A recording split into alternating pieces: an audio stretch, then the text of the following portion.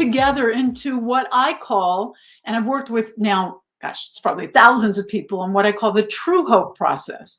And it consists of these 4 elements that I want to walk you through. And I want to share a story from one of my clients who we really worked through this plan.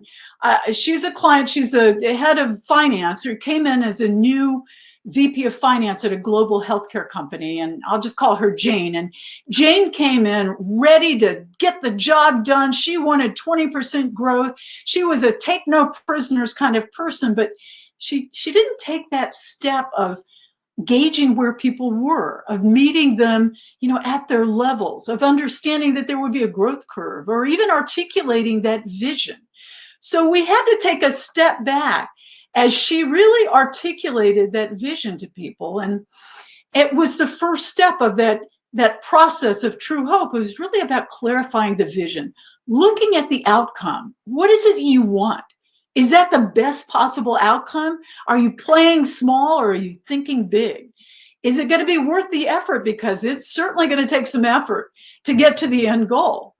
And what beliefs, and this is really important, especially if you're leading others, but it also relates to any human being. What beliefs have to shift to get you where you want to go?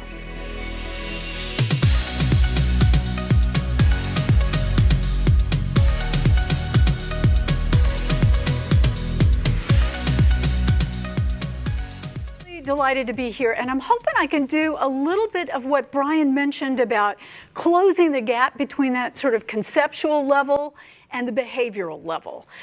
Because you all know change is here to stay. That's no news to you. But I want to make it a little bit personal. If I can, I want to take it to a level that you get some insight into how you can take yourself and others through these changes and conquer some of that ambiguity and uncertainty, which is exactly what we're living with today.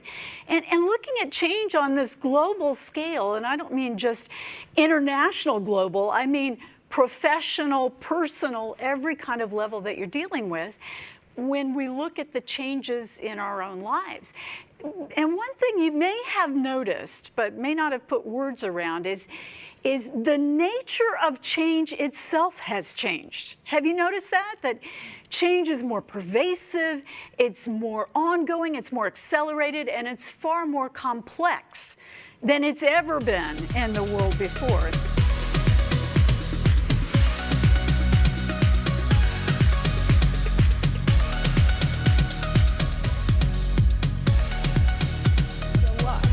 So that's really what we're talking about today is how you show up, how you promote yourself and of course others, because that's what this organization is all about. And I'm going to be really transparent. I'm going to show you sort of some of my tricks of the trade along the way that I've learned in terms of self-promotion. For example, right here on this very slide, it is no accident that I have all of my books here. I am reminding you that in fact, I am an author, and that's a big part of my value proposition. That's what I do. And we'll see what's applicable to you as we go along. But first, I want to know who out there, and I'm going to ask Cindy to look in the chat, who just really likes self-promotion, or where do you fit on that spectrum? And you can put a 1 for, please don't make me do it. I hate it. I hate to self-promote. A 2, I can if I have to.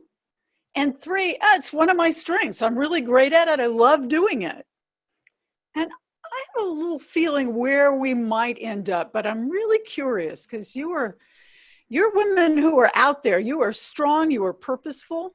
Are you seeing in the chat yet? Now, I know the chat sometimes has a little bit of a lag of people. Oh, it's wonderful, Libby. Of more than 100 women joining us today, the majority are coming in as 2. I've seen 2 3s, and good. I've seen a 2.5. So thanks, okay. Thank you, ladies, for finding that middle ground. 2.5, yes. There are plenty of 1s as well. There are. I figured, and people would be surprised. They always assume I'm an extrovert, and I tell them I'm a situational extrovert. I can ramp it up when I need to. And it's the same with self-promotion. I'm not a 3. I've learned to do it. I'm right in that 2, maybe 2.5 on a good day with you. But it's something I have learned to do along the way. When I left the corporate world, I started my first business, became an entrepreneur in my mid-40s. And in that same year, I left the corporate world. I started my own business. I published my first book. My dad passed away, left me 5 years of back taxes to untangle. I also got a divorce and bought a house, all in 1 year. And boy, I learned the value of self-promotion because I was the sole provider for my family of 4, including my ex-husband. So talk about learning to draw on self-promotion. I learned what needed to be done, and it gets easier as you do it.